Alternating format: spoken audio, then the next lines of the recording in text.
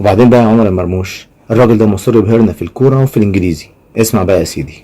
Hey City fans, very happy for my debut and the 3 points. الراجل بيقول Hey City fans, very happy for my debut and the 3 points. ايه بقى معنى debut؟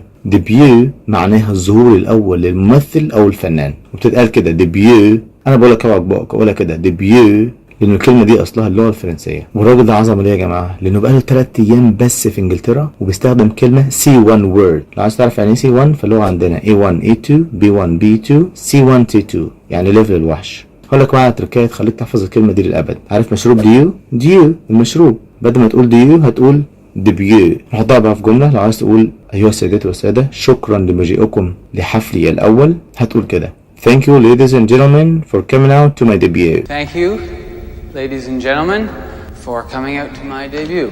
لو انت جامد فعلا استخدمها في جملة في الكومنتس. يا جماعة عمر مرموش ابننا بيتكلم انجليزي عظمة. اسمع كده. What is your full name?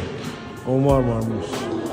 What are your best 3 attributes as a player? Dribbling, fast and dangerous. المذيع بيسأله ويقول له What are your best 3 attributes as a player؟ كلمة attribute دي معناها صفة مميزة. فالسؤال على بعضه What are your best 3 attributes as a player؟ السؤال ده معناه ايه أهم 3 صفات يميزوك كلاعب؟ هقول لك بقى على تركاية تخليك تحفظ الكلمة دي للأبد. كلمة بيت اللي هو منزل، يعني بيت جمعها بيوت، والكلمة اسمها attribute.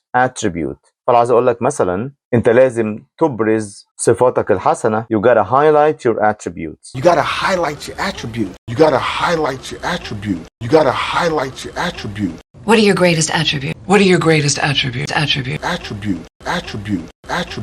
اللي هيكتب صح في الكومنتس الأكلة المفضلة لعمر ايه هيبقى مصري أصيل. What is your favorite food? Cushion.